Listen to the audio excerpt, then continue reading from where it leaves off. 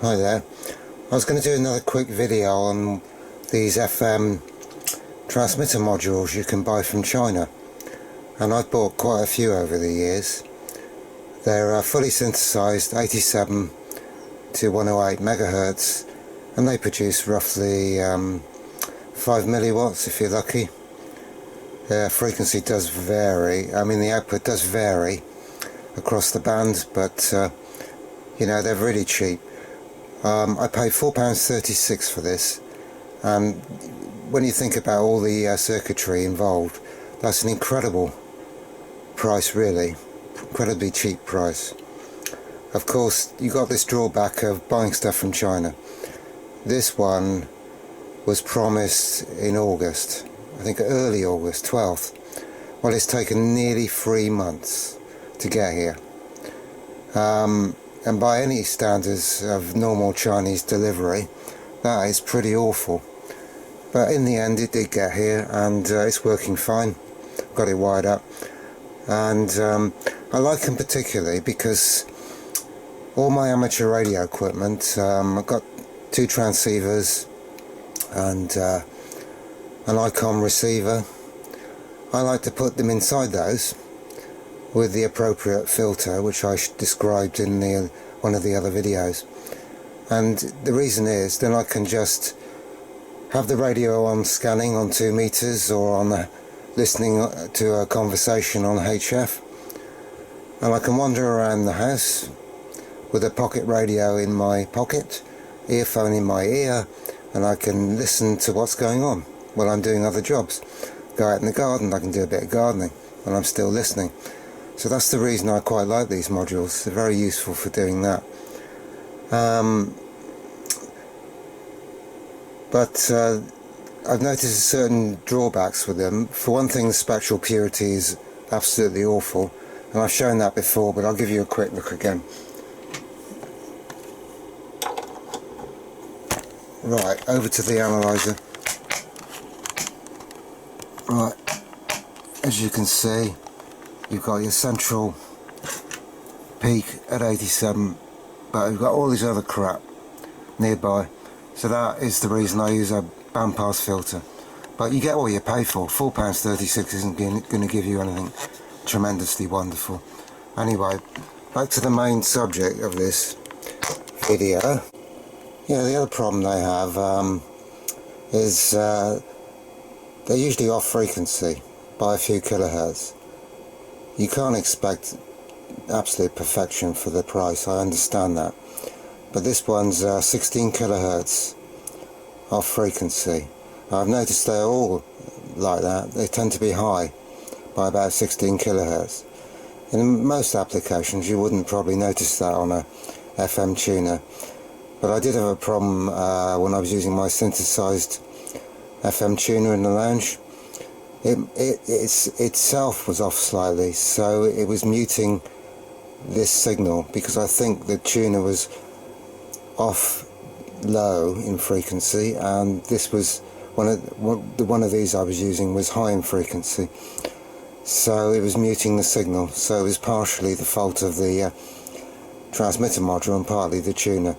As I said, this one's off by roughly 16 kilohertz. So if I go up to the I plug into the counter, and we go up to the counter, we can see it is 16 kilohertz high, and drifting around a little bit at the low end. But that's what you'd expect with a very cheap piece of equipment. It doesn't need to be high stability, but 16 kilohertz is a bit high in my opinion. And as I said, I'm a perfectionist. I'd like to get that down to as close to 87 as possible. Right, this is the back of the unit, and managed to discover that is the crystal there. Tiny little crystal. What does it measure? Well, I can guess it's measuring about 4 millimeters by 3 millimeters, and that's connected up to this chip here. But I better turn the power off, I don't want to blow anything up. Right, powers off. So this chip is obviously the oscillator. It may be a synthesizer, I don't know. And as far as I can work out, using a continuity tester, there's 2 pins from the chip which connect to 2 pins on the crystal. There's 4 actual connections on the crystal, but I don't think 2 of them are used.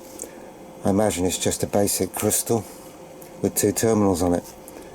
And if I get the continuity tester, I can try and demonstrate the connections. It's a bit hard though. Right, I'm on continuity,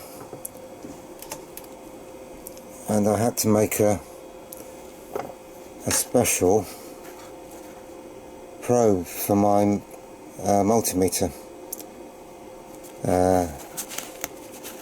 probe with a very sharp end on it. Right, this is really quite hard because let's go to that connection there.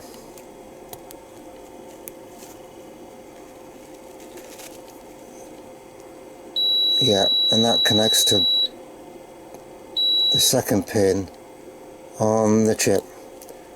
Now if I go on the 1st pin of the chip, I believe that connects to, it's difficult doing this. Yeah, it goes to that pin. So you've got actually 2 pins there and there which are used on the crystal. The other pins I don't believe are used. So I've had some success in the past of attaching low value capacitors to those pins. You can only lower the frequency of a crystal in that configuration. If you connect a low value capacitor to earth, it will lower the frequency of the oscillation. Fortunately, the frequency is high on this module, so I'm only trying to move it down. I believe you can increase the frequency of a crystal by connecting a capacitor in series with it. That would be absolutely hopeless trying to do that on this board. So what I'm going to propose to do, I'll just draw a little diagram. Right, that's the basic circuit. You've got your crystal up here, that's the symbol for crystal, X-tail, and that's your chip which makes it oscillate. So what I've done in the past is I've connected, I think, a 12 PF C down to earth, and that shifts the oscillating frequency down by a few kilohertz. And not content with that, I actually did another one at this side, another 12 PF. You gotta be really careful though. If you get too much capacitance on this, you will just stop the oscillator from oscillating. So you've got a very narrow range of what you can shift that crystal by, just a few kilohertz normally, but even a few hundred hertz at the frequency the crystal is oscillating at might be multiplied up to a few kilohertz at the FM frequency. I don't know what the frequency of the crystal is. I haven't tried to measure it. It'd be very hard to measure it. If I put a probe on that and a frequency counter, it would probably stop oscillating due to the low capacitance of the probe. But anyway, that's what I'm proposing to do. And back over to the board. I've got some surface mount, here they are, this one anyway, 12 PF capacitors, and I'm going to mount them somewhere close as possible to the crystal. Bit difficult to know where. I might have to mount them on that bit because I know that's earth, and have them standing up on end like that, and then take a very thin wire to the appropriate connections, which is that one and that one, I believe, on the crystal. And don't expect me to do it on camera. It's like doing brain surgery. You know, it's just It's just the hardest thing you can imagine, trying to solder something like this when it's so tiny. I mean, you've only got like 1/2 millimetre of actual connection point there, and I've got to scrape the copper off here because I'm pretty sure this is earth. Now that'll go to one end of the two capacitors, and if it all works,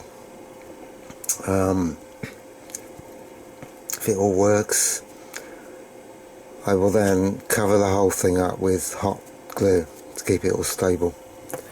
So that's what I'm going to go ahead and do. I'll just do one capacitor to begin with and see what effect that makes on the frequency of the oscillator. Right, well, it's a bit hard to see, but there's the surface mount capacitor, and a little gold wire goes off to the crystal terminal. So that's a 12 pf crystal across one of the 12 pf capacitor down to earth on one of the crystal terminals. So let's go up to the counter and see what it actually reads now.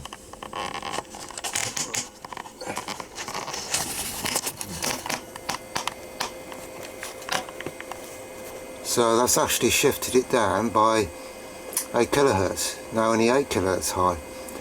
That's quite a big change in frequency, really. And it's probably not hardly worth putting another capacitor in. I mean, that's probably near enough close enough. I might just try the other capacitor. It might take it too low in frequency then, but we'll see. So I'll just go ahead and try that. Right, well, I tried another capacitor on the other terminal of the crystal. That completely stopped it oscillating. So I tried a different value capacitor. I tried 4.7 pf. That also killed it. Then I tried paralleling the 4.7 with the 10 pf that's already installed. That also killed the oscillator, stopped it oscillating. So I'm going to leave it as it is.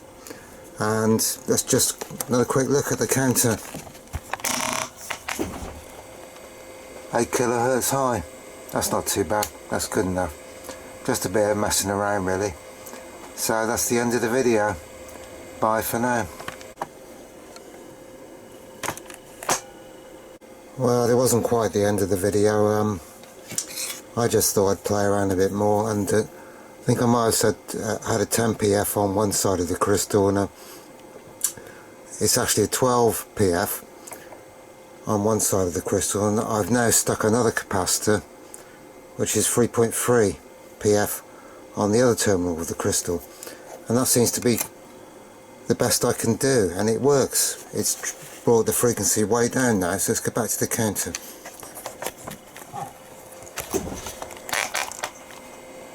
So it's now gone down to 4 kilohertz high, and that's as good as I'm going to get it.